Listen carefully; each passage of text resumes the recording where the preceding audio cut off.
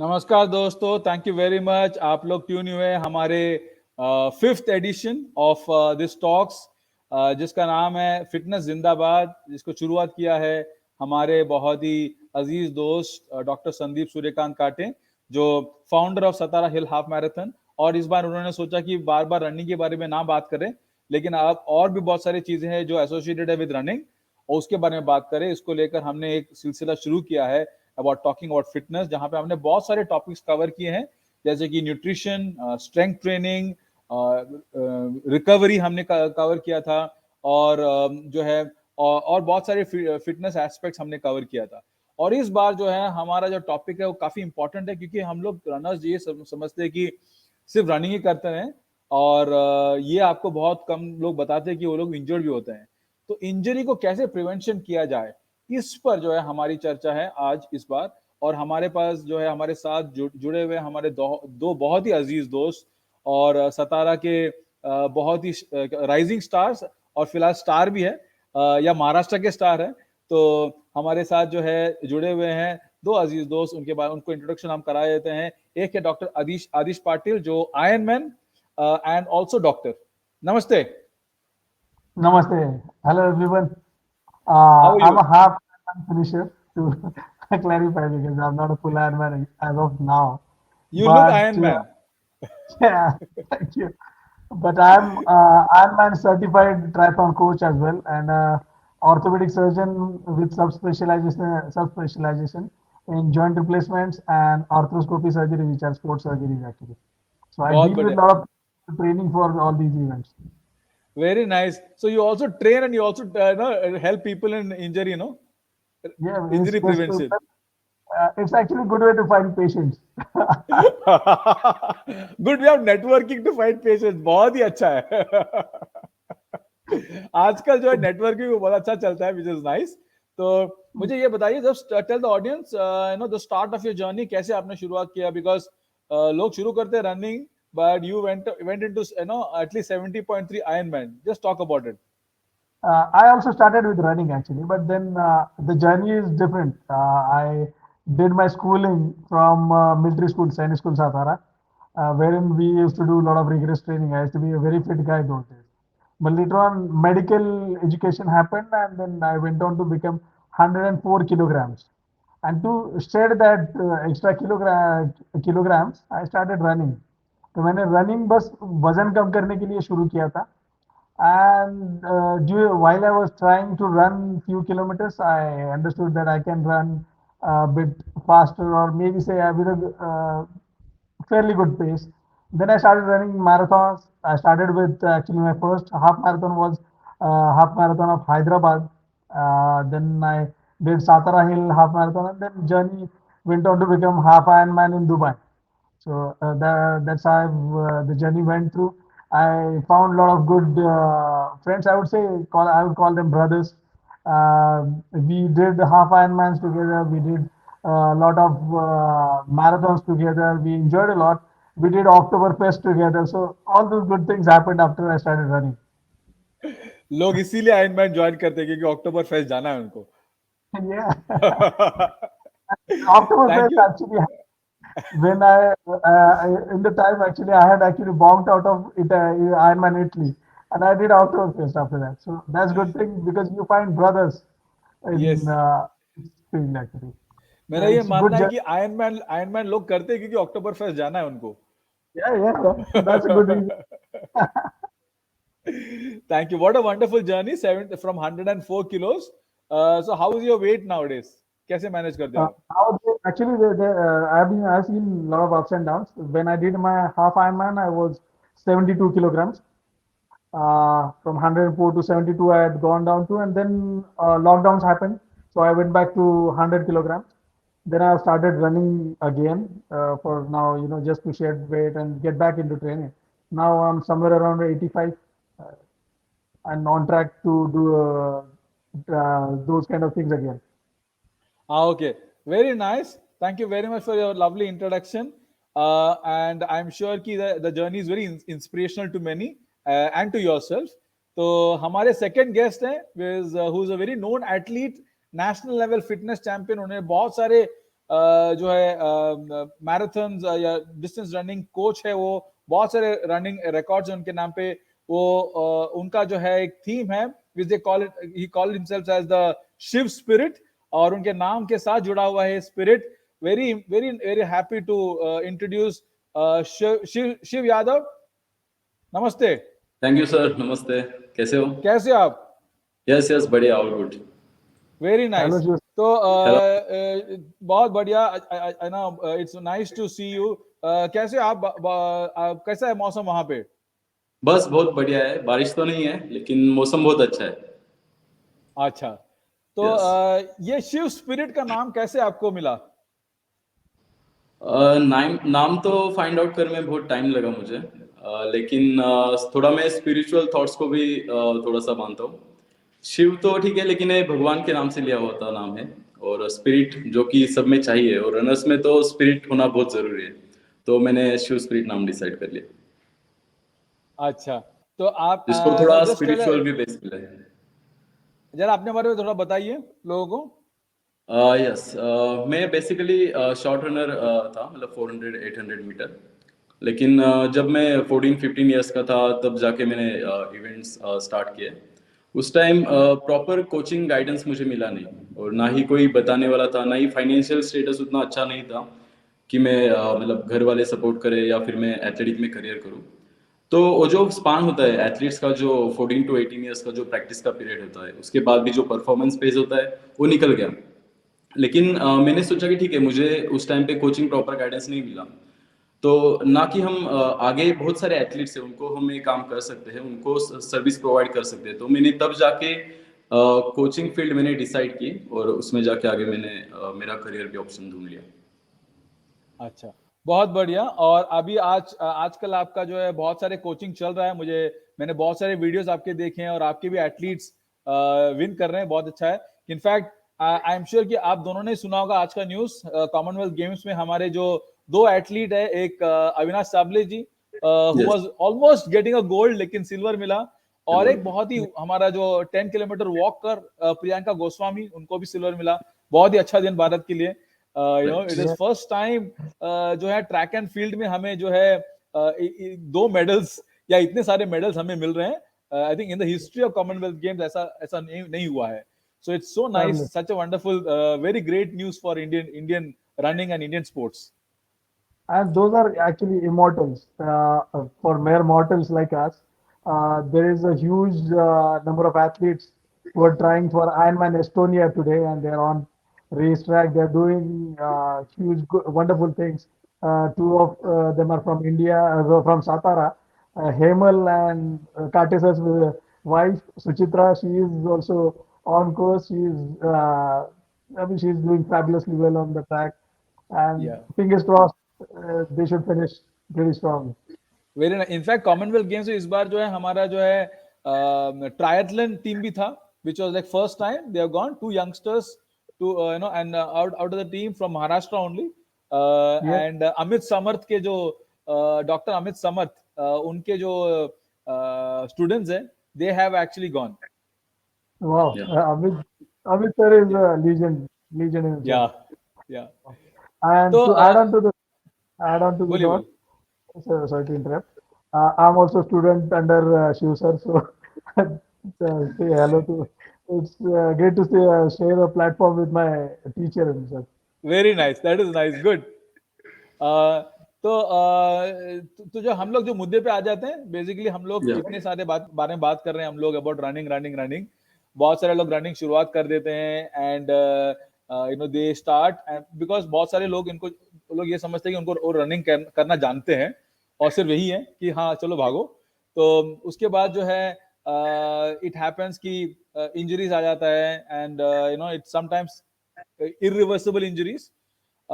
तो जरा बताइए लोगों को कि रनिंग का इफेक्ट बॉडी पे क्या है, what is the effect on off running on body, because लोग ये जानते नहीं है how does it effect, they only think it's a cardio effect, कि हाँ कार्डियो एक्सरसाइज हो गया तो, बट लेकिन बाकी जो हमारे जो स्ट्रक्चरल इफेक्ट जो है वो जानते नहीं है।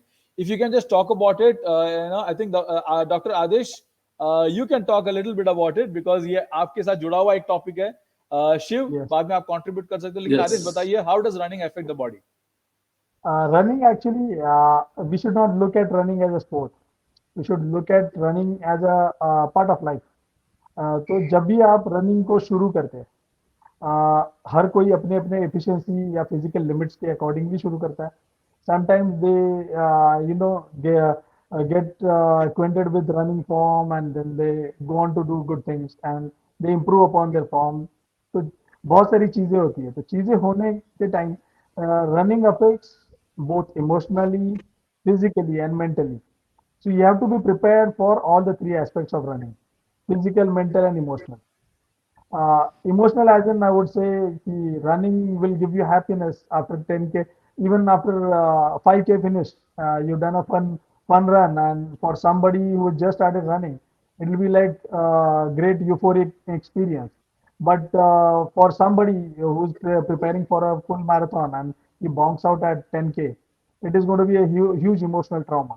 So emotionally भी रनिंग के साथ डील करना पड़ता है. फिजिकली भी रनिंग आपको फिजिकली ट्रेन आउट करेगा. It's a physical sport, so it is definitely going to challenge you physically and mentally. The high you get after achieving the task you're set for the running as a sport, तो वो एक अलग mental note होता है. So these mental notes come together and they give you a different mental status together, and that mental fitness can be utilized to do regular stuff you're doing in your regular life, like in your profession itself. For me, अच्छा. doing long surgeries, it was possible after I could focus on these things like half Ironman or longer period of times. I started running, started preparing for full marathons. It gave me a different kind of concentration. It made me prepared for longer period activities. अच्छा. So running, as in I would say, it affects you mentally, physically, and emotionally. So, Okay. to add on to the thought, I would say while you start preparing yourself for running as an activity, you should write down aims and objectives. What are your aims when starting this sport? What are your objectives? What are your goals?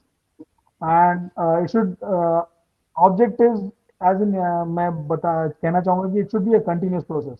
It should not be that I am preparing for one full marathon, because just in today's discussion is all about amateurs. It's not about professionals. Professionals will have their own aims and objectives, but amateurs should not limit themselves to a particular task like full marathon, half marathon. I would say it should be a continuous journey. And every time you are trying to up your ante, you should check your aims and objectives. Okay. Should Yes, definitely you're uh, handling people, keep on से changing बताइए aims and objectives. Running का effect body में क्या होता है? आप क्योंकि आप नहीं, प्रोफेशनल रनर जैसे रह चुके हैं. आदित्य सर ने कहा कि मेंटल हेल्थ पे काफी मतलब इसका इफेक्ट होता है. जैसे आप कोई मैराथन, हाफ मैराथन, फुल हो या फिर 5-10 के हो, उसके बाद जो आफ्टर फिनिशिंग जो उनका कॉन्फिडेंस लेवल होता है या फिर जो हैप्पीनेस होता है वो मतलब देखने जैसा होता है. और उसमें जो रनिंग में जो पेशेंस लेवल जो इम्प्रूव होता है वो कोई इंडोरेंस गेम के हिसाब से रनिंग में बेस्ट मतलब पेशेंस लेवल और आपका कॉन्फिडेंस लेवल अगर आपको इम्प्रूव करना है तो रनिंग बहुत अच्छा गेम है, तो उसको आप कर सकते हो. ओके. To add some, कोई स्केलेटल एंड मस्कुलर इफेक्ट होता है बॉडी में जब आप रन या करते हो? डेफिनेटली आपका लोअर बॉडी स्ट्रेंथ है, लेग्स का मसल स्ट्रेंथ है, वो काफी इम्प्रूव होता है. आपका रेंज ऑफ मोशन इम्प्रूव हो जाता है, आपका कार्डियोवैस्कुलर सिस्टम इम्प्रूव हो जाता है, आपका रिस्क ऑफ डिसीज कम हो जाता है. ये काफी मतलब रनिंग के थ्रू काफी बेनिफिट्स है. Okay. yes. And to add on some scientific stuff to this question itself, running will change hormones in your body. It will balance your cortisol level so that your body is prepared to take a higher level of stress. Running will also regularize your testosterone levels so that your muscles are prepared to handle the stress which is being endured by the body during the sport itself.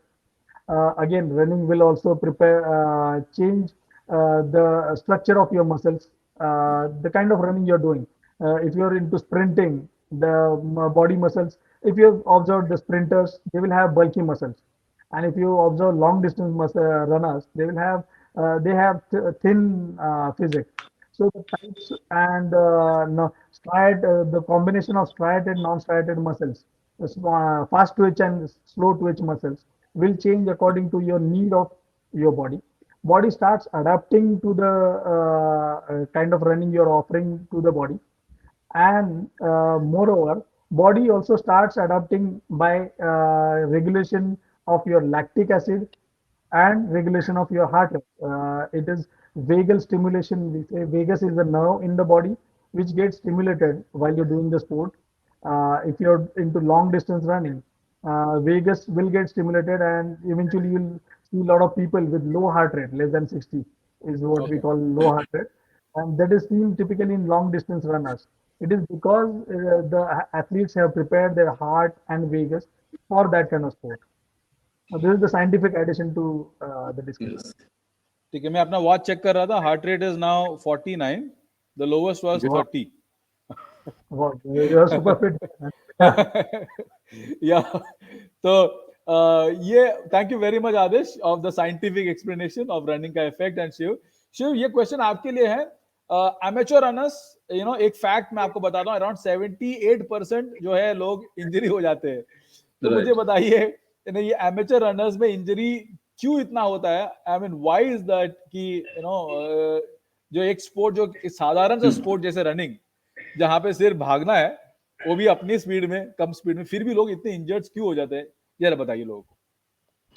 नहीं, आपने कहा 78% runners को injury हो सकती है. ऐसे मैं तो मानता हूँ कि हर एक को कोई ना कोई इंजरी से वो गुजर चुका होता है. मतलब अगर यहाँ पे देखें तो आपको भी कभी ना कभी कोई ना कोई इंजरी हो चुकी होगी. मुझे भी हुई है, आदित्य सर को भी पहले हुई होगी. तो इंजरी से हमें सिर्फ बचना है. मतलब जब भी हम कोई एक्टिविटी स्टार्ट करो, कोई भी रनिंग हो, जिम हो, कहीं पे भी कोई भी एक्टिविटी करते हो, तो रनिंग इंजरीज के चांसेस बहुत बढ़ जाते हैं. तो हमें प्रिवेंट करना है उसे. तो प्रिवेंट करने के लिए जो जो भी कुछ मेथड्स है, मतलब जो बिगिनर रनर्स है उनमें कॉमनली मिस्टेक होती है कि वो डायरेक्टली रन स्टार्ट करते हैं. मतलब ना प्रॉपर वार्म अप करते हैं, ना स्ट्रेचिंग सेशंस ऐड करते हैं, ना स्ट्रेंथ ट्रेनिंग करते हैं. बेसिकली उनका बॉडी वेट ज्यादा होता है. तो हमें मेनली फोकस करना है कि हमें पहले आइडियल बॉडी वेट कैसे लाना है. अगर आप ओवरवेट हो और अगर आप रन स्टार्ट कर रहे हो, तो आपको इंजरी, रिस्क ऑफ इंजरीज 100% बढ़ जाएगी. तो मेन रीजन, अगर मैं ये मानता हूँ कि overweight is the main reason for injuries. तो पहले आइडियल बॉडी वेट लाना होगा और फिर अब हमें रनिंग माइलेज धीरे धीरे बढ़ाना होगा. क्योंकि आजकल जो है लोगों में पेशेंस लेवल बहुत कम हो जाता है. आई एम श्योर कि शिव, आपके पास जब जो लोग आते हैं ट्रेनिंग के लिए, एमेच्योर हो, वो पहला सवाल यही करते हैं कि 4 घंटे के कम स्पीड, कम टाइम में मैराथन कैसे भागूं, या ना मैं 10 किलोमीटर 1 घंटे के नीचे कैसे भागूं, या 5 किलोमीटर 30 मिनट्स के नीचे कैसे भागूं. तो क्या ये भी एक वजह होता है कि जहाँ पे यू नो ये लोग इंजरी पिकअप करते हैं, क्योंकि उनका जो गोल जो होता है स्टार्टिंग से बहुत ज्यादा होता है? नहीं, एक्चुअली एज अ कोच मैं पहले उनको बोलता हूँ कि आपको रनिंग क्यों करना है. पहले वो डिसाइड होना जरूरी है. आपको सिर्फ फिटनेस के लिए करना है या फिर आप टाइमिंग के लिए कर रहे हो. तो दो टाइप के लोग होते हैं कि कोई फिटनेस के लिए आता है, कोई जिनको मैराथन कोई अच्छे टाइमिंग में करना है, सब टू हाफ मैराथन. जैसे सातारा हिल के लिए बहुत लोगों का टारगेट होता है कि सब टू करना है, मतलब बहुत लोगों का ड्रीम होता है वो. तो पहले हमारा गोल सेटिंग होना जरूरी है कि हम रन क्यों कर रहे हैं और हमें कौन सा डिस्टेंस में करना है. उसके बाद उस तरह से उनकी प्रिपरेशन करनी जरूरी है. और फर्स्ट 3 मंथ्स में मैं उनको बिल्कुल भी, मतलब कोई गोल सेट करने से पहले उनका एक बेस तैयार कराता हूँ, जो कि बेस बिल्डिंग बोलते हैं. तो पहले बेस बिल्डिंग बहुत जरूरी है. उनका आइडियल बॉडी वेट जरूरी है. उनका स्केलेटन मसल मास कैसे ग्रोथ हो जाए, उनका फैट रेशियो कैसे कम हो जाए, उसके बाद उनको रनिंग बहुत ईजी हो जाता है. तो फर्स्ट 3 मंथ्स ना मैं उनको कोई प्रेशर देता हूँ, ना कोई ट्रेनिंग में स्पीड वर्कआउट्स, इंटरवल्स, वो सब बिना ऐड किए हुए सिर्फ फोकस स्ट्रेंथ ट्रेनिंग पे और बेस बिल्डिंग पे करता हूँ, ताकि उनको कोई इंजरी ना हो जाए. ये स्ट्रेंथ Yes. ट्रेनिंग आप कह रहे हो, अच्छी बात है. आदिश, एक मिनट, जो स्ट्रेंथ ट्रेनिंग कह रहे हो बहुत अच्छी बात है. जो रनर सबसे हेट करते हैं चीजें, वो है स्ट्रेंथ ट्रेनिंग. Strength training. मुझे ये बताइए, एज अ कोच, आप ये अभी, आई एम श्योर कि आदेश भी उतना इंटरेस्टेड नहीं था पहले स्ट्रेंथ ट्रेनिंग में. मुझे ये बताइए, Uh, आप लोगों को Same. कैसे मोटिवेट करते हो स्ट्रेंथ ट्रेनिंग के लिए, वो मुझे बताइए. नहीं, एक्चुअली स्ट्रेंथ ट्रेनिंग का पहले तो उनको बेनिफिट पता होना जरूरी है. अगर आपको अच्छा बॉडी पोस्चर चाहिए, अगर आपको लास्ट में स्प्रिंट लगाना है, मैराथन की फिनिश बहुत स्ट्रांग देनी है, तो स्ट्रेंथ तो मसल में ऑब्वियसली चाहिए. तो मतलब जैसे लोग एंटर करते हैं क्लासेस में, तो पहले मैं उनको बताता हूँ कि हमारा वीक में 3 डेज हमारा जो भी होगा स्ट्रेंथ ट्रेनिंग होगा, और 3 डेज जो होता है वो रनिंग होता है. तो जो सीनियर एथलीट्स है जो कि अभी 42 किलोमीटर 3.5 घंटे में करते हैं, हाफ मैराथन 1.5 घंटे में करते हैं, तो उनका एग्जांपल मैं पहले उनको शो करता हूँ कि उनका वीकली रनिंग माइलेज कितना है और स्ट्रेंथ ट्रेनिंग के वो कितना काम करते हैं। उसके बाद बिगनर्स तो वैसे ज्यादा क्वेश्चन पूछते ही नहीं है, उनको बस ट्रेनिंग दो, वो लोग कर लेते हैं। उनके मन में पहले से डर होता है कि मतलब दो पार्ट है रनर्स में भी कि रनिंग से इंजरी होता है, इससे पहले से सोच के रनिंग ना करने वाले बहुत लोग हैं। तो उनको पहले कन्विंस करना पड़ता है कि रनिंग से इंजरीज नहीं होती है। अगर आप रनिंग कर रहे हो तो इंजरी चांसेस है, लेकिन नॉन रनर से उनको भी तो इंजरी होती है, ऐसा थोड़ी है कि किसी को भी इंजरी हो सकती है।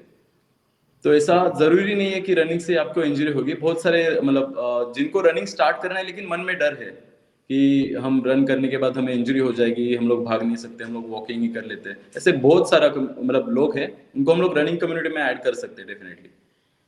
अच्छा, आदिश आप कुछ कहना चाहते हो इसके बारे में? I was coming to the same thing कि स्ट्रेंथ ट्रेनिंग जो हमारा सबसे हेटेड पार्ट रहता है, and that's more important, and उसमें ही आपका बेस बिल्डिंग होगा। शिव सर जैसे बता रहे थे कि बेस बिल्डिंग इसमें मोर ऑफ क्या होता है कि बॉडी का एरोबिक एंड एनारोबिक रेशियो जो है ट्रेनिंग का वो सेट हो जाता है। More you do aerobic runs, your heart rate will come down, your body will become prepared to do bigger tasks, and less the chances of injury will be if your body is prepared at lower prepared to train at lower heart rates.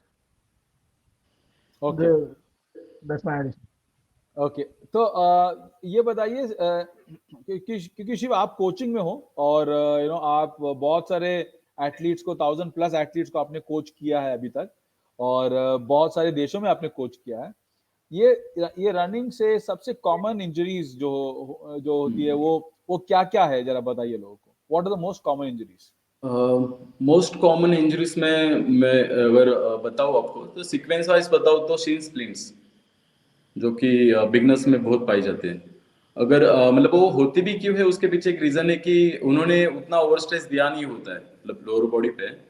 जब वो as a beginner run start करते हैं तो उनका mileage gradually increase करना जरूरी है। बहुत सारे रनर्स फर्स्ट डे पे 5K, कुछ लोग तो होते हैं डायरेक्टली इवेंट्स में परफॉर्म करते हैं, कोई मैराथन आया बुक कर दिया, उसके बाद उनको शिन स्प्लिंट्स का बहुत प्रॉब्लम होता है। तो मोस्ट कॉमन इंजरीज में उसको मैं फर्स्ट नंबर पे दे सकता हूँ। एक्लिस टेंडियोनाइटिस वो भी है, फिर प्लांटर फेशियाटिस, उसके बाद हमारा रनर्स नी, जो कि नी का जो हमारा कैप है उसके सराउंडिंग में पेन बहुत होता है। मतलब डाउनहिल में अभी हम लोग देख सकते हैं कि 17 हिल मैराथन के लिए बहुत सारे लोग प्रिपरेशन कर रहे हैं, लेकिन जो बिगनर्स है उनमें नी पेन का बहुत समस्या है।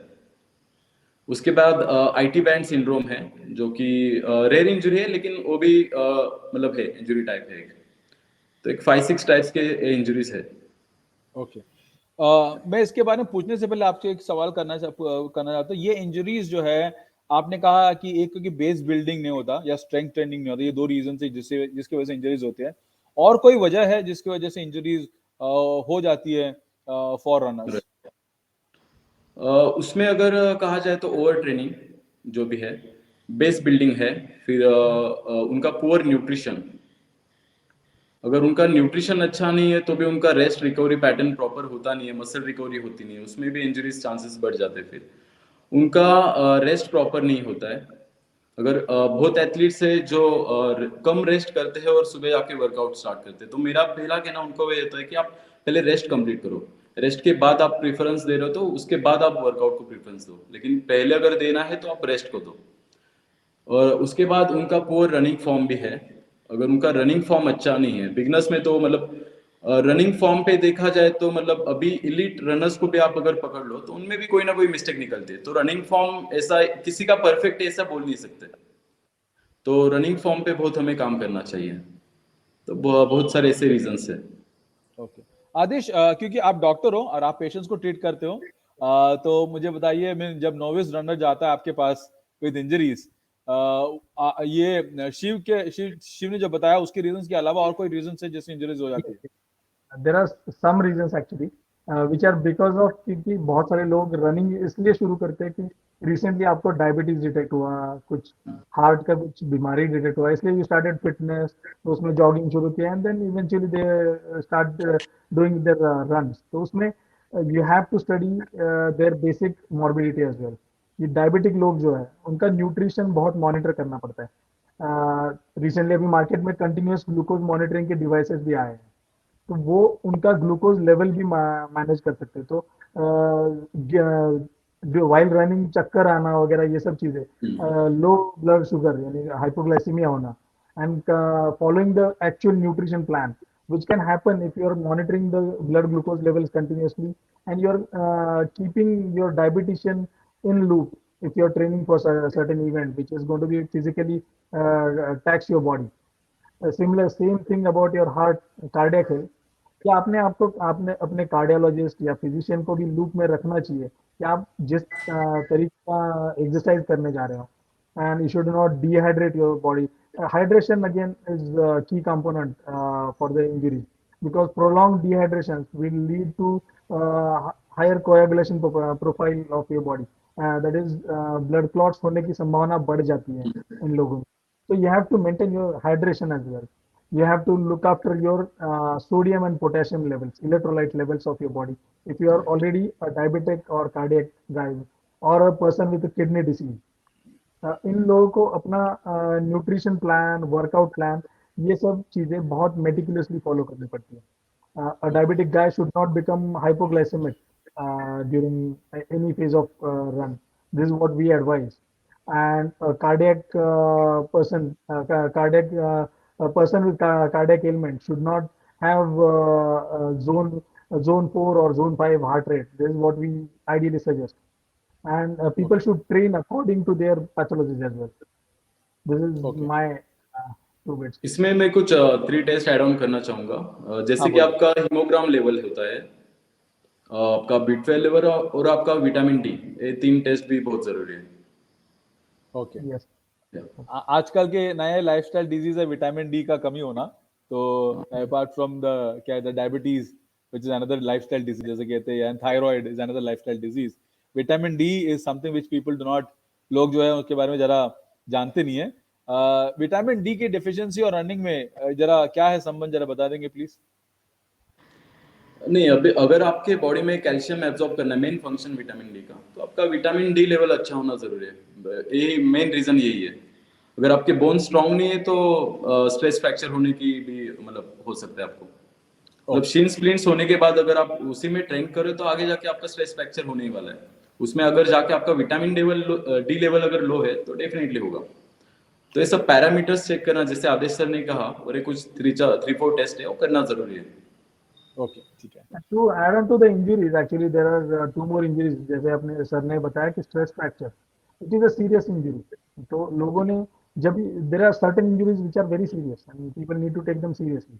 So compartment syndrome, runner's compartment syndrome is one injury, जिसमें कि लोगों को पैर में नमनेस आना शुरू हो गया है. रन करोगे तो it increases blood flow to your muscles in the leg. तो मसल लेग में अलग अलग कंपार्टमेंट्स हैं, तो एक ही कंपार्टमेंट में ब्लड ट्रैप हो जाता है.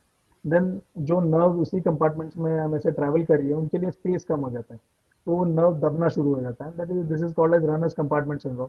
So athletes compartment syndromes need to be watched very carefully, and they may end up requiring a surgery. So and again stress fracture. तो ये दो चीजें ऐसे कि athletes, anyone who's got these two pathologies should not ignore them, क्योंकि इनको आगे अगर सर्जरी भी लगे तो सर्जरी के रिजल्ट्स भी इतने अच्छे नहीं होते. So at least as and when जैसे early notice किया, you need to control yourself. You need to modify your activity plan. You need to change your plan, and you need to visit a clinician. Okay, क्योंकि इसमें एक add on करना चाहूंगा मैं. Sorry, बोलिए Shiv. Poor training programme, अगर आपका training programme सही नहीं है, मतलब बिगनर्स में एक्चुअली वो खुद के मन से करते, सुबह उठे चलो आज 5 कर लेते, आज 10 कर लेते, टेक्निकली बहुत रॉन्ग वे से जा रहा है. मतलब उनको समझना चाहिए कि एज अ बिगनर हमें वीक में 20-30 किलोमीटर्स को कैसे डिवाइड किया जा सकता है. वो पहले प्लान बना के उनको उस तरह से उसके इम्प्लीमेंट करना चाहिए. तो ट्रेनिंग प्रोग्राम और जहाँ पे आपका वॉच आपका कोच हो जाता है, आपका गार्मिन कोच हो जाता है, तभी भी वो प्रॉब्लम हो जाता है ना. यस. जहाँ पे आपने डाला कभी हमारे फ्रेंड्स भी कोच बन जाते हैं, 4 फ्रेंड्स बन जाते हैं. इन्हें तो बोलते हैं 42 किलोमीटर मुझे 4 हफ्ते में करना है, ट्रेनिंग प्रोग्राम दो, तो वो देते थे वो दिन. और कभी मिस भी हो जाए, अभी संडे का रन मिस हो गया लेकिन मंडे को हमारा ट्रेनिंग अलग है, या फिर ट्यूसडे हमारा इंटरवल ट्रेनिंग है, तो संडे का लॉन्ग रन मंडे करके फिर अगेन ट्यूसडे को इंटरवल ट्रेनिंग भी करते हैं, ऐसे भी मतलब ताकि हमारा लॉन्ग रन मिस ना हो जाए। एक्चुअली ये हाँ पैटर्न थोड़ा चेंज करना जरूरी है, थोड़ा माइंडसेट हाँ अगर चेंज हो जाएगा तो इंजरी डेफिनेटली नहीं होगी किसी को। या नहीं ये भी कि ना एक गिल्टी फील हो जाता ना कि हाँ अरे हाँ यार मेरा रन मिस हो गया, या अरे मैंने रात को बहुत खाना खाया तो कुछ ना कुछ करना चाहिए अभी आगे चलकर, तो फिर ठीक है तो रेस्ट बराबर नहीं है तो फिर भी भागो तो क्योंकि उन्होंने डिसाइड कर लिया ऑलरेडी भागना। कभी कभी एक दिन स्किप हो गया तो भी कोई बड़ी बात नहीं है, बड़ी लेकिन क्या बात है नहीं कि लेकिन लोग वो गिल्टी फील एग्जैक्टली नहीं, मुझे कोई मेरा एक्चुअली यही थॉट प्रोसेस हमें चेंज करना है कि उस एक दिन मिस हो गया लेकिन उस दिन की वजह से आगे आपका जाके 3 मंथ्स या 4 मंथ्स मिस होने वाला है या फिर आपको ब्रेक लेना पड़ सकता है। तो ये डर हाँ होना चाहिए कि हमें अगर ये ऐसे कर रहे हैं तो इंजरीज आगे हो सकती है, और उसमें ओके जाके आगे जाके 2-3 मंथ्स हम लोग करेंगे क्या? मतलब हम एब्सोल्युटली लोग को सिर्फ फिर घर पे बैठ के फ्रस्ट्रेशन के बदले और कुछ नहीं कर सकते। तो यही थोड़ा सा थॉट प्रोसेस अगर चेंज हो जाए तो अच्छा हो जाएगा फिर रनर्स में। या घर क्योंकि के इसी आगे इसी जीत। एब्सोल्युटली इसके आगे और एक थॉट प्रोसेस है, क्योंकि जो लोग जो अभी ना आजकल जो है स्पेशली जब एक एक आई एम श्योर कि आप लोगों ने भी सुना होगा ये जो एक फ्रेज है नो पेन नो गेन, ठीक है। ये फ्रेज ये काफी डरावना फ्रेज है एक्चुअली। ये मोटिवेशनल फ्रेज एक एक साइड में मोटिवेशनल है और दूसरे साइड में लोग जो है पेन के साथ भी भागते हैं, ओके, क्योंकि वो लोग सोचते हैं नो पेन नो गेन। मुझे ये बताइए कि ऐसा क्यों करते हैं लोग? नहीं, एक्चुअली पेन ठीक है, मतलब रनिंग में जिम में पेन ठीक है, एक बार मसल पेन हो रहा है वो बात अलग है, लेकिन रनिंग में पेन और प्रेशर ये 2 पॉइंट जरूरी ध्यान में रखनी चाहिए।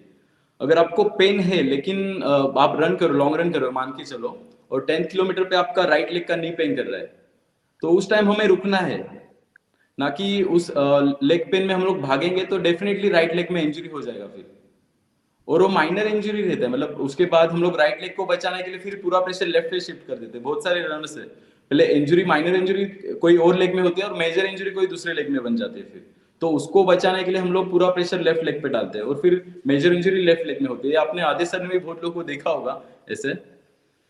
या तो मेरा हमें पेन और प्रेशर, प्रेशर तक ठीक है, अगर पेन हो रहा है, कोई एक्यूट पेन है, कोई पर्टिकुलर पेन है, कोई पर्टिकुलर जॉइंट पे, पर्टिकुलर मसल पे पेन है, तो उस टाइम पे रुकना है। मतलब रनर को अगर भागना तो पता है, हमें हमने सिखाया है या फिर खुद को पता है, लेकिन कहाँ पे रुकना है अगर ये रनर को पता चल गया तो उसको इंजरी नहीं होगी। ओके, लेकिन लोग रुकते नहीं है, यही मेरा सवाल है कि क्यों नहीं रुकते? मेरा एक छोटा एडिशन है इसको कि जब भी आपको इंजरी हो रहा है तो पीपल थिंक कि मैं दोस्तों के साथ दौड़ रहा था। Your best friend in your exercise schedule is your own body. आपकी बॉडी अगर आपको खुद को बता रही है कि भाई रुक जा, तो रुक जा। दोस्तों के ही सुनते हैं ना हम। तो हमारी बॉडी सबसे फर्स्ट फ्रेंड हमारी बॉडी है, तो वो बोल रही है रुक जा, तो रुकना चाहिए। And not try and compete with your friends, friends are there. लोग क्या हो जाते हैं कि सोशल मीडिया एंड स्ट्रावा पे बहुत ये हो जाते हैं, then they start getting into that peer pressure zone. And तो उसमें ये सब चीजें हो जाती है। Even I'm the victim. I'm also guilty and victim of those things. I'm not any different guy. I'm same person. हर नहीं, हर ये हर सिचुएशन हफ्ते एक एक्चुअली रेस। ये सिचुएशन कॉम्पिटिशन्स में आते हैं। मतलब जब इवेंट्स होते हैं तब रनर तो रुकता नहीं है, चाहे कितना भी पेन हो जाए। उस टाइम पे नो पेन नो गेन बहुत सारे थॉट्स आ जाते हैं और वो रेस ही कंप्लीट करना है चाहे वो कैसे भी हो जाए। तो इंजुरीज अगर देखी जाए तो कंपटीशन इवेंट्स में ज्यादा है, ना कि प्रैक्टिस में।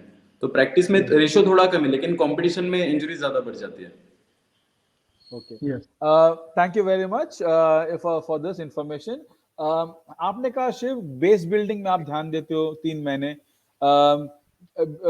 People know about base building, लोग जानते हैं कि क्या है बेस बिल्डिंग, लेकिन मुझे बताइए कैसे एक रनर को ये इफेक्ट करता है और हेल्प करता है to first of all reduce injuries and improve performance? Yes, पहले तो जब कोई बिगिनर आता है तो उनको कॉन्फिडेंस ही नहीं होता हम लोग भाग पाएंगे, और उनको भी पता होता है ओवरवेट होते हैं, 100 मीटर पे जाके उनका हार्ट रेट बढ़ जाता है, उनको रुकना पड़ता है। तो वैसे पैटर्न्स ऐड किए हैं मैंने। मतलब कोई वॉक जॉग होगा, 30 सेकेंड जॉग करना है आपको, 40 सेकेंड जॉग करना है, उसके बाद वॉक करना है, अगेन 40 सेकेंड जॉग करना है। तो ऐसे उनका कॉन्फिडेंस लेवल भी बढ़ जाता है और धीरे धीरे उन लोग 60 सेकेंड्स, 90 सेकेंड्स, फिर 2 मिनट्स, 3 मिनट्स, 4 मिनट्स। तो वैसे उनको एक कॉन्फिडेंस लेवल हर एक, मतलब रनिंग मैं तो मानता हूँ कॉन्फिडेंस पे भी चलता है बहुत। अगर आपका कॉन्फिडेंस लेवल अच्छा है तो डेफिनेटली आपका रनिंग 2 और 3 मंथ्स में आप 10 के आराम से कर सकते हो। तो बेस बिल्डिंग में मेनली फोकस किया जाता है कॉन्फिडेंस और आपका step by step improvement. Okay, बहुत बढ़िया। तो और एक thank you very much Shiv, आपने वो आंसर दिया। और एक सवाल है लेकिन आपके लिए यहाँ पे एक अनिल यामगार उन्होंने पूछा है सवाल अबाउट केडेंस, जहाँ पे उन्होंने कहा है कि उन्होंने उन्होंने काफी हाफ मैराथन और फुल मैराथन किए हैं, और लेकिन जब केडेंस है उसका 160 टू 170 है, और जब वो पेस बढ़ाना चाहते हैं तभी उनका जो है इंजरीज हो जाते हैं, जहाँ पे उनको प्लांटर फैसिलिटीज का भी प्रॉब्लम है। और वो क्या ये पूछ रहे हैं कि how can I improve my cadence, लेकिन मेरा सवाल थोड़ा अलग है, क्या केडेंस बढ़ाने में भी विदाउट प्रॉपर प्रिपरेशन इंजरीज हो सकती है क्या? नहीं, अगर हम लोग देखें तो आइडियल केडेंस हम लोग मान के चले तो एलीट रनर्स का 180 टू 186 होता है, 186 188 अगर हम लोग मान के चले तो हम लोग मैं ऑलवेज मेरे रनर्स को कहता हूँ कि आपका 170 से लेके 176 तक भी आ गया कैडेंस तो भी बहुत है। तो उनको तो पहले कैडेंस पे काम करना होगा, ना कि स्ट्राइड लेंथ पे। अगर वो जब फास्ट भागने की कोशिश करे तो ऑटोमेटिकली उनका स्ट्राइड लेंथ बढ़ रहा है। अगर प्लांटर का इंजरी है तो उनका हिल स्ट्राइक हो रहा है, ओवर स्ट्राइड हो रहा है।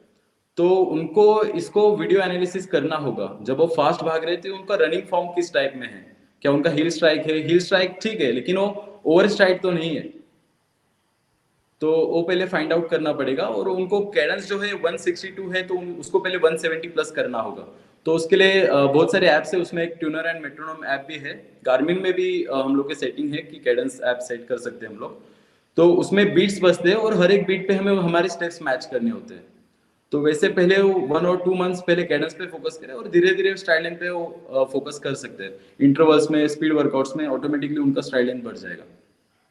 ओके, एक कैडेंस बढ़ाने के लिए कितना टाइम लगता है यूजुअली? क्या उनको एक देखो पेशेंस लेवल एक बात होती है, कितना टाइम देना चाहिए, और लोग बहुत इंपेशेंट भी हो जाते हैं कि ठीक है। अभी मेरे कुछ ऑनलाइन ट्रेनिंग्स है जो कि पुणे से है, कोई दिल्ली से है। कभी कभी आते हैं यहाँ पे, मतलब उनको भागना होता है, रनिंग फॉर्म करेक्ट करना होता है, क्योंकि वर्चुअली होता है तो उनको सामने आके उनका रनिंग फॉर्म कैसे है। अभी एक एग्जांपल मैं बता सकता हूँ, पुणे से आशीष माली सर करके है। तो उनका कैडेंस 156 158 मैक्स टू मैक्स 160।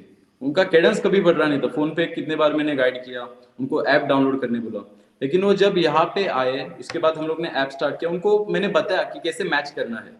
2 दिन लगे सिर्फ, अभी उनका कैडेंस हमेशा 180 प्लस रहता है। मतलब कैडेंस हम लोग उसको कैच कैसे करते हैं, हम लोग को एग्जैक्टली करना क्या है, बीट्स पे भागना है। तो बीट्स पे चाहे हमारा स्ट्राइड लेंथ कम हो जाए चलेगा, नो इशू। पहले हमें कैडेंस इंप्रूव करने हैं, तो बस बीट्स पे हमें स्टेप्स मैच करने हैं। तो ठीक है, फर्स्ट 4-5 डेज में डिफिकल्ट जाता है, ताकि बहुत एफर्ट्स लगाने पड़ते हैं, उसमें काफ्स भी थोड़े सोर हो जाते हैं। तो फर्स्ट हम लोग 1 मिनट से ट्राई कर सकते हैं, जैसे बेस बिल्डिंग में हम लोग करते हैं कि फर्स्ट आप 1 मिनट जॉग कर लो, 1.5 मिनट जॉग करो। तो कैडेंस बेस पे भी हम लोग पहले 1 मिनट करेंगे, चलो 170 कैडेंस रखा है ना, तो 1 मिनट ही करेंगे, उसके बाद ब्रेक लो। अगेन आप 1 मिनट के लिए 170 कैडेंस ट्राई करो, फिर ब्रेक लो। ऐसे हम लोग कैडेंस इंप्रूव कर सकते हैं। फिर 170 का 172 किया, 174 किया, फिर ड्यूरेशन बढ़ाया थोड़ा। एक बार वो माइंड में सेट हो गया तो कोई इशू नहीं आएगा कैडेंस के लिए। ओके, तो इट्स उसके लिए ऑल इन द माइंड। आप वीकली 1 रन जो है वो आप कैडेंस बेस्ड रन ऐड कर सकते हो। वीकली 1 रन, पूरा फोकस सिर्फ कैडेंस पे रहेगा आपका, तो उससे हार्ट रेट पे आपका लोअर रहने में हेल्प होता है। Okay, okay good. उसमें इंजरीज कुछ आ जाती है अगर जल्दी से जल्दी ट्राई किया लोगों ने विदाउट इंजुरीज प्रैक्टिस? देखी जाए तो आपके काफ की स्ट्रेंथ अच्छी होनी चाहिए। अगर आपको कैडेंस इंप्रूव करने हैं तो काफ की स्ट्रेंथ बढ़ानी पड़ेगी आपको, क्योंकि उसमें काफ एंगेजमेंट बढ़ जाता है। क्योंकि वो ये जब एक हम बहुत लोग ही अच्छा कैडेंस है। बढ़ाते हैं तो ऑटोमेटिकली हमारा स्ट्राइड लेंथ कम हो जाता है, हम लोग मिड फुट पे आ जाते हैं। पहले हम लोग ओवर स्ट्राइड करते हैं, मतलब 80% से ज्यादा रनर से वो हिल स्ट्राइक ही होते हैं। तो ओके, जैसे हम लोग कैडेंस पे फोकस करते हैं, आपका हिल स्ट्राइक ऑटोमेटिकली मिडफुट पे आ जाता है। तो मिडफुट पे जैसे हम लोग आते हैं, कोई टो पे भी भागते हैं, तो काफ मसल ज्यादा एंगेज हो जाते हैं फिर। तो उसके लिए थोड़ा रेगुलर बेसिस पे काफ को भी ट्रेन करना जरूरी है फिर। ओके। अच्छा, ये बहुत ही इंपॉर्टेंट बात आपने कहा कि to improve that cadence calf strength के लिए ज्यादा ध्यान देना चाहिए, which is like which will help. ये आपने ऐप जो मेंशन किया शिव, ये कौन सा ऐप है जो केडेंस के लिए है? Tuner and metronome. Tuner and metronome, ठीक है। यहाँ पे एक हाँ, शशि उसको नायर ने पूछा था आप सवाल। इंस्टॉल करने के बाद उसमें ऊपर नंबर दिखा होता है, डिजिट होता है, उसको आप आपके हिसाब से सेट कर सकते हैं। अभी उनका 162 है शायद Anil.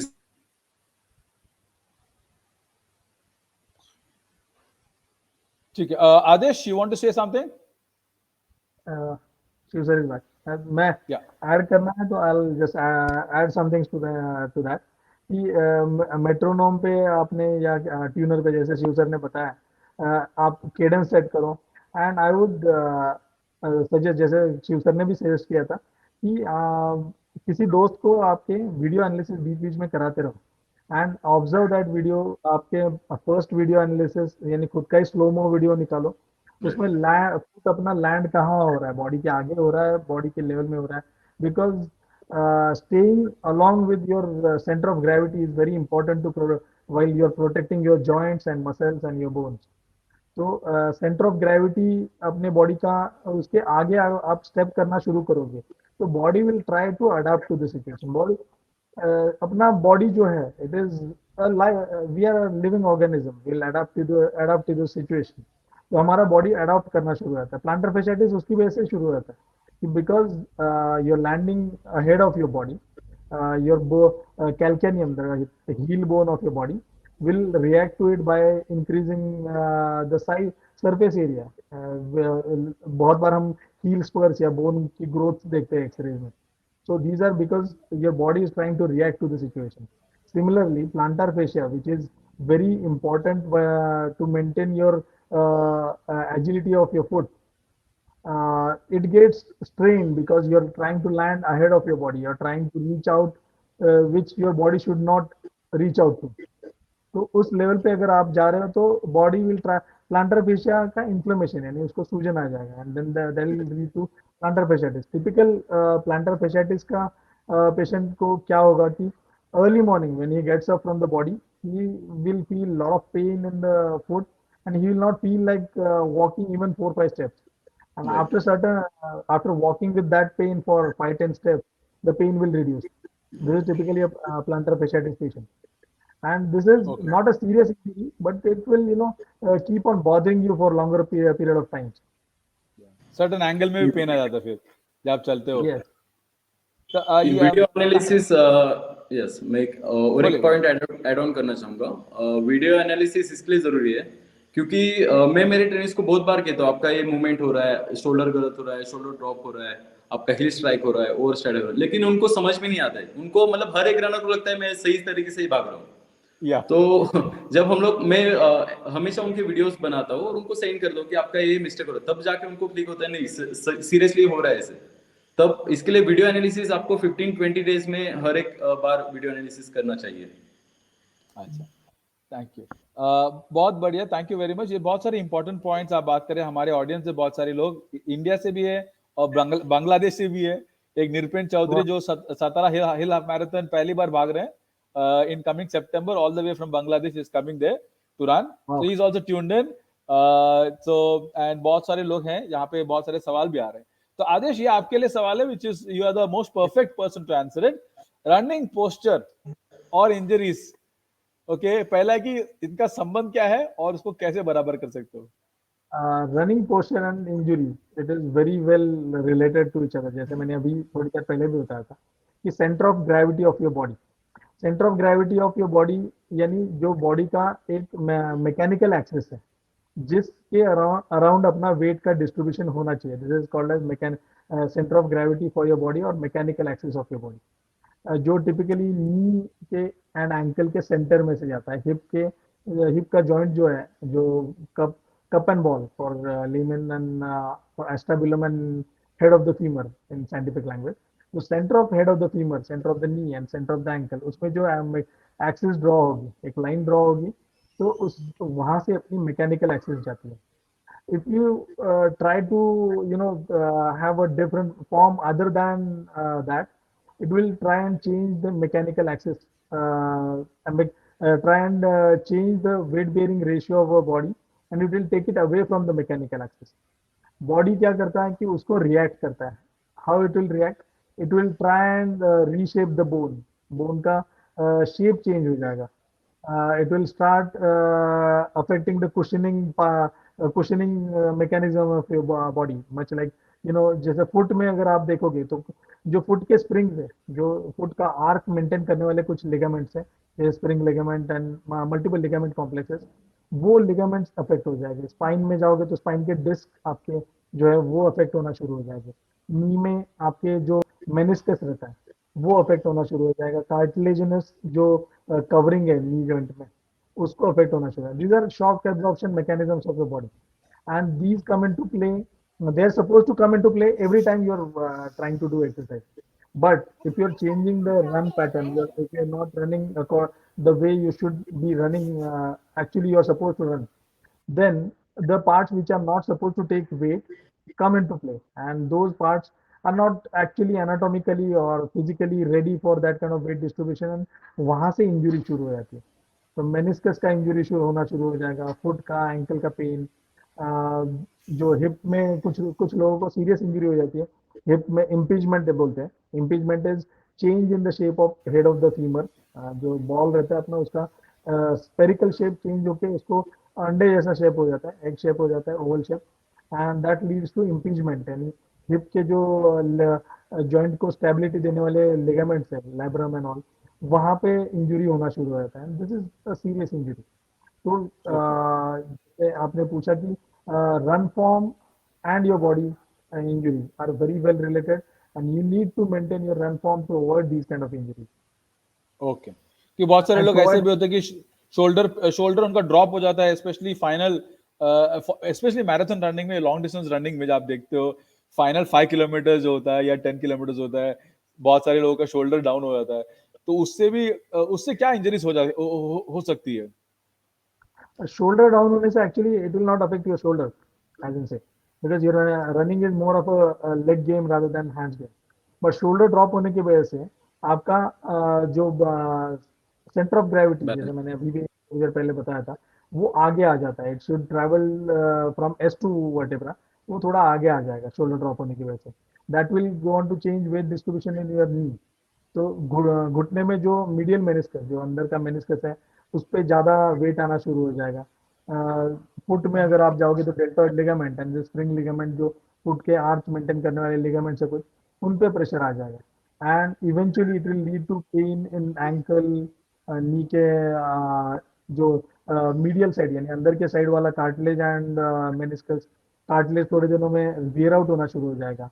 And to maintain that posture, your IT band will start reacting to the situation. जो बाहर की साइड में रहता है घुटने के, वो वहां पे फ्रिक्शन करना शुरू करेगा, and that will lead to IT band friction syndrome.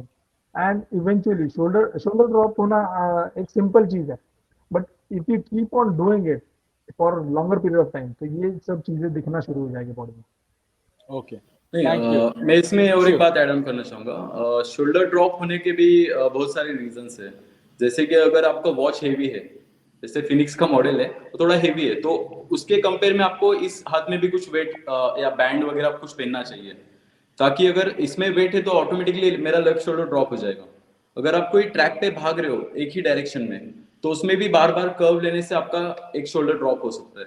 दूसरा रीजन है, हम लोग आर्म बैंड पहनते हैं जिसमें मोबाइल रखते हैं, या फिर बहुत सारे रनर्स हम लोग देखते हैं हाथ में मोबाइल पकड़ के भागते हैं, तो उससे भी ऑटोमेटिकली जिस हाथ में मोबाइल है आपका, उस हाथ में वेट बढ़ के आपका शोल्डर ड्रॉप हो सकता है। उसी के साथ अगर देखा जाए, बहुत सारे लोग पॉकेट में मोबाइल रखते हैं, तो ऐसे एक माइनर रीजंस है, लेकिन आगे जाके बहुत अफेक्ट करते हैं इसको। तो हमें ओके, ध्यान रखना है कि एक ही हाथ में मोबाइल ना पकड़े, उसको आफ्टर 1 किलोमीटर कोई अदर हैंड में पकड़े, फिर चेंज करते रहे simultaneously. Okay, and one more thing actually I wanted to add, shoulder drop होने की वजह से क्या होता है, योर अपर लिम्स यानी arms and shoulder girder, they are actually driving force for your body. आप हाथ के स्विंग पे लेग का आपका स्विंग डिपेंडेंट है। हाथ का स्विंग अगर आपका शोल्डर ड्रॉप है, तो उसका हाथ का स्विंग कम हो जाएगा। हाथ का स्विंग कम होगा तो लेग को केडेंस मेंटेन करने के लिए या स्ट्राइड लेंथ मेंटेन करने के लिए ज्यादा एफर्ट्स लगाने पड़ेंगे, कोर एंगेजमेंट कम रहेगा, and this will again go on to affect your body and create a lot of situations wherein you get injured. Okay, good. यहाँ पे और एक सवाल आ गया है, प्रोनेशन प्रॉब्लम है, क्या करना है? आउटर प्रोनेशन, वुड एनीवन, आप दोनों में से कोई आप इसमें कुछ आंसर करना चाहते हो? Pronation problem is from Dipen Rasaily all the way from Darjeeling, अभी पता नहीं वो कहाँ पे है, लेकिन is a national athlete, I think camp में वगैरह है, लेकिन प्रोनेशन प्रॉब्लम, आउटर प्रोनेशन, क्या कर सकते हैं? Should I take? या The pronation problem and everters and inverters. These are two types of feet you will find in people, and there are normal rotators as well. So everters Hindi में बोल दीजिए please. जो scientific language में बोलोगे, pronation and supination. जैसे pronation यानी पेट अंदर की तरफ जा रहा है, सुपिनेशन यानी उल्टा हो रहा है। तो ये दो तरह के लोग हैं। कुछ लोग, जैसे आप सिंपल लैंग्वेज में बोलोगे तो फ्लैट फीट भी वाले कुछ लोग हैं, कुछ लोगों का आर्च ज्यादा बड़ा है, एंड बहुत सारा पॉपुलेशन रहेगा कि जिसका नॉर्मल आर्च रहेगा। तो इन लोगों में प्रॉब्लम क्या होती है कि प्रोनेटर्स में वेट बेयरिंग रेशियो जो फुट का है वो बाहर की बाजू में ज्यादा है। तो उसकी वजह से आपका लैंडिंग पैटर्न अलग हो रहा है, गलत हो रहा है थोड़ा landing pattern, and then you are not able to generate lot of force while you are trying to push off feet के। जो अपने रनिंग साइकिल जो है बॉडी का, उसमें पुश ऑफ नाम का एक फेज रहता है जिसमें एक फीट अपने 4 फुट को जमीन के अगेंस्ट पुश करके फोर्स जनरेट करेगा। तो वो फेज अपना अफेक्ट हो जाएगा, and then you will end up losing lot of momentum. तो for these kind of athletes who have problem with pronation and supination, उन लोगों ने क्या करना है, तो फुट एनालिसिस वाले अभी बहुत सारे सेंटर्स आ गए जो वेट बेयरिंग पार्ट जोन्स आपके फुट के कहाँ पे हैं वो डिजाइन करके देते हैं। द सोल, आपका जो शूज का सोल है उसके अकॉर्डिंगली कंकोमिटेंटली आपको कस्टमाइज बना के लेना पड़ेगा, and this will help you gain the lost momentum because of the posture in your different kind of anatomy in your foot. Okay okay, Shiv आपको कुछ कहना है इसमें? इसमें हम लोग मतलब ये तो शूज का बात हो गया। उसमें हम लोग घर में एक इक्विपमेंट ले सकते हैं, बोसू बॉल जिसे कहते हैं, और उसमें थोड़ा बैलेंसिंग का भी प्रैक्टिस अगर ऐड ऑन कर लेंगे, और जैसे कि चेयर पे बैठ के हम लोग थोड़ा टॉवेल वगैरह डाल के फिंगर से मतलब फुट स्ट्रेंथ हमें बढ़ाना पड़ेगा उसमें, और बैलेंसिंग एक्सरसाइज थोड़े सिंगल एक आइसोमेट्रिक एक्सरसाइज वो थोड़ा ऐड ऑन करना होगा फिर। ओके और डेफिनेटली और तो कंसल्ट करके शूज तो मतलब आपके फुट के हिसाब से बनवाना पड़ेगा फिर।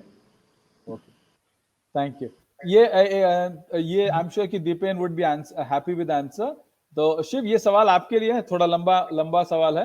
आपने जो है इंजरीज जो है हमारे आपने बताए, common injuries, Shin splints, runners knee, IT band syndrome, planter fasciitis. आप मुझे ये 4 मोस्ट कॉमन इंजरीज हैं, आप मुझे बताइए कि यहाँ पे फॉर दिस इंजरीज पेन कहाँ पे महसूस होता है, और इसको ट्रीटमेंट करने के लिए या ना होने के लिए क्या क्या करना चाहिए लोगों को ताकि ना आए सारे पेन्स? इसका बेसिकली प्लांटर का सर ने बताया, पेन एरिया हिल से लेके टो तक होता है, जो कि अर्ली मॉर्निंग में हमें फर्स्ट जैसे हम लोग वेकअप करते हैं तब वो पेन हमें महसूस हो जाता है। फिर एक्लिस टेंडोनाइटिस में भी सेम है, लेकिन वो काफ और हील के बीच में आता है पेन एरिया जो है काफ और हील के बीच में है। फिर जो रनर्स नी है, जो नी कैप है हमारा, उसके सराउंडिंग में रनर्स नी का पेन होता है। आईटी बैंड का है जो है आउटर साइड में, नी के आउटर साइड में पेन होता है। तो ऐसे मतलब और कौन सा इंजरी बताया आपने जो एक्सप्लेन करना है? Shin splint. शिन स्प्लिंट्स जो कि हमारा टिबिया बोन है, उसके वहां पे जो हमारा काफ के एग्जैक्टली बाहर की तरफ आगे की तरफ पेन होता है। वो मैं कुछ इमेजेस प्रोवाइड किए थे, अगर पॉसिबल है तो वो आप शो कर सकते हो। आई एम सॉरी, नहीं है मेरे पास, सॉरी। ओके ठीक। तो इसको प्रिवेंट करने के लिए आप बताइए क्या क्या कर सकते हो लोगों को? प्रिवेंट करने के लिए the most important body part is your glutes. आपको ग्लूट स्ट्रेंथ काफी बढ़ानी है। ग्लूट स्ट्रेंथ, आपकी काफ मसल स्ट्रेंथ, ये दो मसल्स आप अगर दो मसल्स ग्रुप को आप टारगेट करके उनका अगर अच्छा स्ट्रेंथ बनाओगे तो ये जो इंजरीज है वो कम हो जाएगी। उसी के साथ आपके वर्कआउट रूटीन में वार्म अप और स्ट्रेचिंग, ये 2 पार्ट आप कंपलसरी रखना है। बहुत बार ऐसे होता है कि हमारा मेन वर्कआउट फिनिश करके हम लोग टाइम नहीं होता है, हम लोग निकल जाते हैं, तो उस टाइम पे आपको मेन वर्कआउट को कम करना है और आपको स्ट्रेचिंग को इम्पोर्टेंस देना है। तो ये 2-3 चीजें आप ऐड कर सकते हो। Okay, very good Adesh, you want to add something prevention? I ये मुझे बहुत अच्छा लगा कि आपने कहा कि लेग और सॉरी काव्स एंड ग्लूट्स ये बहुत ही इंपॉर्टेंट मसल्स हैं which reduces most of the injuries, right? Yes. इससे इसके अलावा और कोई मसल्स है जिसमें टारगेट करना चाहिए लोगों को, आदेश? And one more group actually जो अपने थाई में है, we call them hamstrings. Hamstrings को भी ट्रेन करना उतना ही जरूरी है, बिकॉज जो भी आपका लैंडिंग पैटर्न है वो अगर आपका लिफ्ट ऑफ फुट का ज्यादा अच्छा रहेगा, जो जब भी आप दौड़ रहे हो तो पीछे की साइड अपना हील कितना उठ रहा है और कितना उठा के आप पैर डाल रहे, आगे की साइड में डाल रहे हो साइकिल में, that is called lift off जितना अच्छा है। तो लिफ्ट ऑफ के लिए सबसे अच्छा जरूरी मसल है हैमस्ट्रिंग। सो हैमस्ट्रिंग का भी स्ट्रेंथ अच्छा होना जरूरी है। And one more group I would like to add squash muscle जो and obliques, these are four muscles जो पेल्विक गर्डल अपना जो है बॉडी का कमर, उसको स्टेबलाइज करने में मदद करेगा। तो आपका पेल्विक गर्डल अगर स्टेबल है तो आपका रनिंग पोस्चर बिल्कुल कभी बिगड़ेगा नहीं, and you never be needed to you recruit any other group of muscle if your pelvic girder and core strength are good. And Shiv sir is, you know, he's like legend. He takes a lot of strength training based on core strengthening. तो Okay. core strength उतना ही important है जितना अपना leg के muscles important। बहुत बढ़िया, thank you very much for this. वैसे देखा जाए तो हर एक मसल इंपॉर्टेंट है, Yes, तो Yeah, हर एक absolutely, मसल पे yes. फोकस करना जरूरी Upper है। body strength is also equally important because upper body holds the lower body. तो और हम लोग पोस्टीरियल चेन जो है हमारा, हम लोग निग्लेक्ट करते, मतलब उस पर ध्यान ही नहीं देते। तो उस पे हमें बहुत फोकस करना होगा, मतलब वीक में 1 डे आपको पूरा जो हमारा पोस्टीरियल चेन है उस पे ही काम करना है। ओके, बहुत बढ़िया। ये एक सवाल दोनों के लिए है। शूज शूज पे चर्चा काफी लंबा चर्चा हो सकता है, उसमें एक प्रोग्राम ही बना सकते हैं हम लोग शू के ऊपर। yes, लेकिन शू एंड रनिंग, यू नो, या प्रिवेंशन ऑफ इंजरीज, ये इसका मेरा पर्सनल ओपिनियन है कि it is not connected so much. लेकिन मैं आपके भी बिकॉज ओपिनियन जानना चाहता हूं कि माय ओपिनियन इज कि अगर आपका पोस्टर बराबर रहे and everything else is correct, then you don't require, you know, you don't have to spend so much of money on shoes. लेकिन अलग अलग मैन्युफैक्चरर्स के अलग अलग थॉट्स हैं, मुझे आप लोगों के ओपिनियन बताइए please. Shoes and injury prevention, how does it help or whether it helps? Shiv sir आप। अगेन वही मेरा भी सेम आंसर है कि आपका बॉडी पोस्चर ही इंपॉर्टेंट है। अगर आपका बॉडी पोस्चर अच्छा है, स्ट्रेंथ अच्छा है, तो शूज डजंट मैटर। कोई भी कंपनी का आप शूज पहन लो, सिर्फ आपके पैर को सूट होना चाहिए, उसका ज्यादा हील ड्रॉप आपके पैर के हिसाब से ही होना चाहिए। आपका आर्च कितना है, आपका फ्लैट फुट है, बेसिक रिक्वायरमेंट है, उस हिसाब से शूज लिया तो आपका अगेन जाके बॉडी पोस्चर पे ही आता है। तो आपका बॉडी पोस्चर अच्छा है, स्ट्रेंथ अच्छा है, तो आपका शूज कोई भी चल जाएगा। बहुत सारे रनर्स है जो मतलब बेयरफुट भी रन करते हैं, कुछ रनर्स है जो कि 2000 3000 इलीट रनर्स देखते हैं हम लोग, उनके पास एक्सपेंसिव शूज नहीं होते, बहुत बेसिक शूज पहन के वो मतलब पोडियम लगाते हैं। तो शूज मुझे नहीं लगता कि शूज मैटर करता है। Okay. Yes, Adesh, you want to say something? Even similar thoughts, but I would like to add कि आपका टारगेट रेस क्या है, आप कहाँ पे दौड़ना चाहते हो, दैट विल डिसाइड कि आप कौन सा शू पहनोगे नहीं पहनोगे। If the target track is somewhere in the trail, I would definitely advise कि आप शूज पहनो, and the shoes should be according to the race track condition. अगर आप हिल रन्स कर रहे हो, जैसे सातारा हिल है, सुपर हिल हिली कोर्स है, तो वहां पे आई वुड सजेस्ट कि जहाँ पे बहुत ज्यादा डिसेंट है, एंड जब डाउन हिल रन्स रहते हैं, हाउ मच एवर हम कंट्रोल करने की कोशिश करें, हील स्ट्राइक होगा। and for barefooters or bare minimalist shoe people, it is going to hurt, and hill strikes की वजह से those heels are going to be sore. So in typically hilly courts, I would say कि आप अच्छा cushion वाला shoes ले लो। Cushion should be according to your foot type, जैसे मैंने अभी थोड़ी देर पहले बताया था, इवर्टर्स एंड इन्वर्टर्स, कि आपका फुट का टाइप देख लो।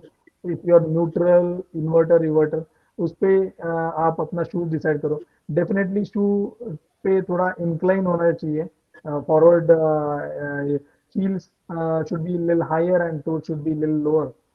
There should be some gradient, downward gradient in the shoe if you are choosing. अभी नए शूज हम देख रहे हैं कि जिसमें कार्बन प्लेट आ रहे हैं, so carbon plate shoes again, those are very scientifically designed, and they will help you in getting propulsion. There are multiple opinions about those kind of shoes. People say जैसे the मैंने big, कहा एक programme भी हो सकता है उसके ऊपर, मेरा मेरा यही मानना है कि you know I don't spend too much on shoes because I want to buy 3 or 4 shoes in a year और at least 2 pairs in a year. तो मुझे क्या है कि ना instead of spending one whole amount I would split that amount and buy 2 shoes, 2 pairs. even that's a very public strategy. I mean, you don't need to buy Kipchoge shoes. Everyone should not. Everyone, हर कोई Kipchoge नहीं बन पाएगा. Kipchoge is a legend. Kipchoge shoes से आप ये I am not sure whether you वोन it. Kipchoge shoes से आप चल नहीं पाओगे. आप चलना मुश्किल है, भाग सकते हो लेकिन चलना मुश्किल है because it is very supposedly very tall. मैंने एक अनबॉक्सिंग वीडियो देखा था वो शूज का. उसका जो साइज जो है, आप नॉर्मल रोड में चल नहीं सकते हो शूज लेकर, भाग नहीं, सकते हो लेकिन चल नहीं सकते हो. तो स्टाइल स्टेटमेंट नहीं होगा वो. और शूज भी बहुत सारे रनर्स इवेंट डे पे नया शूज पहनते हैं. हाँ, तो उसको ट्रायल करना बहुत जरूरी है पहले, नहीं तो इवेंट में प्रॉब्लम्स आते हैं. एटलीस्ट 1-2 महीने ट्रायल होने के बाद ही Yeah. वो आप ट्राई ना, एटलीस्ट मिनिमम. या अभी अभी ऑलमोस्ट 1 आवर हो गया, तो मेरा लास्ट 2 सवाल है. एक है स्ट्रेचिंग जो है, स्ट्रेचिंग प्रिवेंट्स इंजरीज, ये हम सब जानते हैं, लेकिन लोग स्ट्रेचिंग करना नहीं जानते. क्या करना है बिफोर रन एंड वो क्या करना है आफ्टर रन, इसके बारे में शिव जरा बताइए प्लीज लोगों को. Stretching, what are the stretches they should do before the run और आफ्टर द रन. स्ट्रेचिंग के भी 2 टाइप्स है, एक है डायनेमिक और एक है स्टैटिक. तो ऑलवेज बिफोर रन हमको डायनेमिक एक्टिविटीज करने हैं, मतलब आपके ऑल जॉइंट मसल्स को एक्टिव करना है, आपका बॉडी टेम्परेचर बढ़ाना है, आपका हार्ट रेट थोड़ा रेस करना है, जिससे कि हमारे मेन एक्टिविटी के लिए बॉडी प्रिपेयर हो जाए. और जो स्टैटिक स्ट्रेचेस है जिसको हम लोग 30 to 45 सेकेंड्स तक होल्ड कर सकते हैं, तो उसको याद भी कैसे रखता है, हम लोग को हर एक मसल को याद रख के हर एक मतलब हिप से लेके आपके टो तक, हील तक हम लोग उसको स्ट्रेच कर सकते हैं. तो स्टैटिक को हमें आफ्टर रन और डायनेमिक स्ट्रेचेस बिफोर रन उसको हमें करना है. और एक डायनेमिक 10-15 स्ट्रेचेस के जरा मिनट्स एग्जांपल लगते हैं, बताइए. लेकिन डायनामिक स्ट्रेचेस के एग्जांपल जरा बताइए लोगों को. जिसमें आपको आर्म रोटेशन कर सकते हैं, हिप रोटेशन कर सकते हो, एंकल रोटेशन कर सकते हो, लंजेस पल्स कर सकते हो. बेसिक जो भी मूवमेंट्स है हमारे बॉडी के, टॉप टू लेके बॉटम तक ऑल मूवमेंट्स आप कर सकते हो. हाई नीज है, बट किक्स है. ओके. और Good. स्टैटिक में फॉरवर्ड बेंडिंग है, उसको होल्ड कर सकते हो, जिसको पश्चिमोत्तानासना कहते हैं. जैसे योगा का जो हर एक स्ट्रेच है वो एक स्टैटिक स्ट्रेच ही है. ओके. तो उसको आपको आफ्टर रन करना है. आफ्टर. ओके. और वेरी उसको भी 40 to 45 सेकेंड से ज्यादा होल्ड नहीं करना है. कोई भी स्टैटिक स्ट्रेच उससे ज्यादा होल्ड नहीं करना है. और बहुत सारे रनर्स ऐसे भी करते हैं, स्टैटिक स्ट्रेचिंग बिफोर रन करते हैं, तो उसको अवॉइड करना है हमें. ओके. उससे हमारा Very good. मतलब क्विकनेस है वो कम हो जाता है. मतलब उसको हम लोग कूल डाउन के लिए ही यूज करना है. यस. Thank you. इसमें क्योंकि स्ट्रेचिंग के बारे में मैं सबको यही कहना चाहता हूँ, स्ट्रेच उतना कीजिए जितना आपको हो सकता है. ठीक है. Yes. तो आपका योगा टीचर 15 साल करके आया है, आप उसी की तरह करने की कोशिश ना करें. जितना आप कर सकते हो उतना ही कीजिए. उसमें भी स्ट्रेचिंग हो सकता है, बिकॉज लोग जो ओवर स्ट्रेचिंग से भी इंजरी हो जाता है फिर. हो Yes, जाता है. yes. है कि नहीं? Pulled जो muscles and बहुत सारे वही- लोग जो है ना ट्राइंग टू टच द, जो है ना अपना जो पाम जो है जमीन में लगने proper की, touch होना उसी चाहिए. आड़ में आप इंजर भी हो सकते हो. हो लेकिन जाता है. आराम से, वो भी आराम से कीजिए, ज्यादा ना कीजिए. ये Right. सवाल लास्ट सवाल है मैं आप सब लोग आप दोनों के लिए, क्योंकि ये इंजरी प्रिवेंशन है, तो मुझे सस्टेनमेंट के बारे में बात करना था. कि लास्ट क्वेश्चन आप दोनों के लिए, how can a runner sustain for very long time without getting injured? What are the things? 5 tips Adesh and 5 tips from Shiv.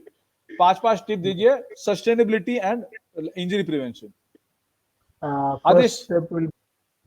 First step will be plan your goals, your aims and objectives behind the running.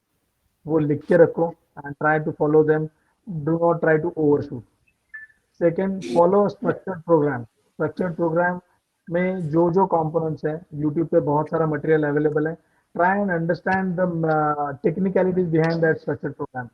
When a person says you have to do a tempo run, you have to do a long run, you have to do easy run, you have to do sprint sessions, you have to do hill repeats. उसके पीछे की philosophy क्या है, कुछ थोड़ा बहुत, पूरा नहीं पर थोड़ा बहुत समझने की कोशिश करो. थर्ड है कि अपने जो भी मॉर्बिडिटीज है, जिन मॉर्बिडिटीज की ऑलरेडी बॉडी में प्रेजेंस है, जैसे डायबिटीज है, हार्ट डिसीज है, कोई और डिजीज लाइक थायराइड डिजीज वगैरह, उनको रिस्पेक्ट करो, do not try to disrespect them, try to work your path around them, उनको क्योंकि वो कॉन्स्टेंट्स है, वो कहीं जाने नहीं वाले। रनिंग शुरू किया तो भी कुछ चीजें हैं जो जाने नहीं वाली, तो उनको रिस्पेक्ट करो, जो आपके क्लिनिशियन के डिसीजंस हैं उनको रिस्पेक्ट करो, do not try to over do things, और do not try to do which things which are not advisable. The fourth thing will be, if you are facing some kind of injury, your body is trying to tell you something कि यहाँ पे injury हो रहा है, आपको दर्द हो रहा है, तो listen to your body. Your body is the best friend. And moreover, I would advise कि अगर आपको ऐसे लग रहा है कि आप ओवर ट्रेन कर रहे हो या you're getting into too much into groove and आपको इंजरी होने की चांसेस लग रही है, the thing I follow is gadgetless runs. Gadgets को घर पे रखो, try and run for the fun. And because everyone should remember कि ये सब चीजें हमने शुरू किस लिए की थी, you wanted to have fun in life, right? So fun should not go anywhere, so no matter how much the aims and objectives change. And moreover, do not try to keep a big hiatus between running.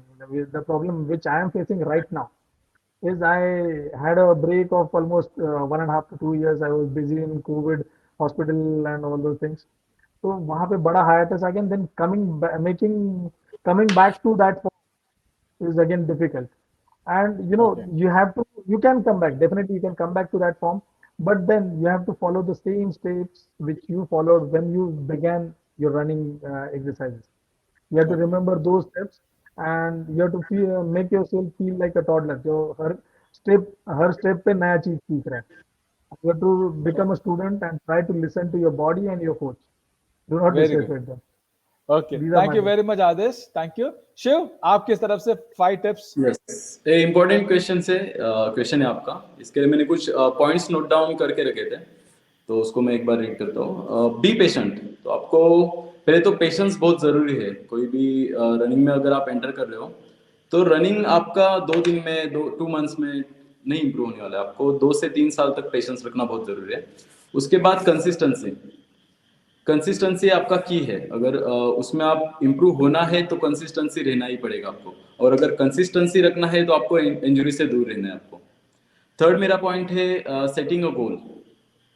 आपको goal decide करना होगा कि आगे future में जाके अगर किसी को कॉम्पीट करना है तो कौन से साल में करना है. उसके लिए हमें कितना प्रिपेयर करना है, कितना माइलेज रखना पड़ता है, तो उस हिसाब से हमें गोल सेट करना है, स्मॉल गोल्स और बिग गोल. तो वैसे 2 गोल आप सेट करके उसके हिसाब से प्रिपरेशन कर सकते हो. फोर्थ पॉइंट है मेरा, फाइंड एक्सपीरियंस कोच. अगर आपको कोई गाइड करने वाला है, आपको कोई मेंटर है, तो इजी हो जाता है. अगर अभी मुझे भी कोई रिस्टार्ट करना है, अगर अभी टाइम बहुत कम मिलता है, लेकिन मुझे अभी कोई इवेंट करना है, तो मुझे पहले कोच फाइंड आउट करना पड़ेगा कि कोई जो मुझे गाइड कर सके, मुझ पे मतलब बोल सकते हैं ना कि रिस्ट्रिक्शन या फिर मुझे क्या करना है, इतना भी अगर किसी ने बताया तो गाइडेंस देके बताया तो इजीली हो जाता है. मेरा फिफ्थ पॉइंट है आइडियल बॉडी वेट, जो कि मोस्ट इंपॉर्टेंट पॉइंट है. आपको रनिंग के पहले, रनिंग टाइमिंग इंप्रूव करने से पहले देखना है कि हमारा आइडियल बॉडी वेट कैसे आता है, तो पहले उस पर काम कीजिए. नेक्स्ट पॉइंट है मेरा अप्रोप्रिएट रनिंग शूज. आपका रनिंग शूज अच्छा होना चाहिए. नेक्स्ट पॉइंट है मेरा warm up before you run and stretching after run. वो भी मोस्ट इंपॉर्टेंट पार्ट है. रनिंग विद प्रॉपर फॉर्म जो हमने डिस्कस किया.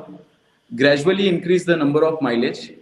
आपका जो वीकली माइलेज है वो हमें ग्रेजुअली इंक्रीज करना है. कब कम करना है उसका हमें गाइडेंस आपको कोच कर देंगे. Mix up running days with cross training. आपको क्रॉस ट्रेनिंग में जैसे कि स्ट्रेंथ है, योगा है, मोबिलिटी वर्क है. जो मोबिलिटी वर्क हम लोग करते नहीं है, तो मोबिलिटी वर्क भी आपको ऐड करना पड़ेगा. नेक्स्ट है प्रॉपर न्यूट्रिशन, जो कि हमारा एक सेशन भी हुआ है न्यूट्रिशन के ऊपर लेके. तो आपको प्रॉपर न्यूट्रिशन, ऐसे ही कुछ 12 पॉइंट्स है जो आपको याद रख के उस पर काम करना है. बहुत बढ़िया. Thank you very much. आप लोग हम हमारे साथ टाइम बिताए. तो शशि नायर ने एक अच्छा सा पॉइंट डाला है कि run often, run for, but never out run your Joy for running. तो ये भी लाइक आदेश has said कि हाँ, डोंट रिमेम्बर कि आपने रनिंग क्यों शुरू किया. It was for fun. जाने से पहले फॉर ऑल द सतारॉकर्स, कल का जो है theme for tomorrow's tomorrow's training run is 10 kilometre easy run. It is friends and family जिंदाबाद. ये डॉक्टर संदीप ने मुझे भेजा है, तो प्लीज आ जाइए, आपको पता है वेन्यू कहाँ है, आ जाइए and enjoy your run. It's a great thing of Satara hill half marathon and Satara runs foundation what they are doing. बहुत ही अच्छा लगा. Thank you very much. आप लोग स्टूडियो में बने रहिए. But audience, thank you very much. Signing off from Abu Dhabi in United Arab Emirates. Bye. Wow, yalla, Habibi.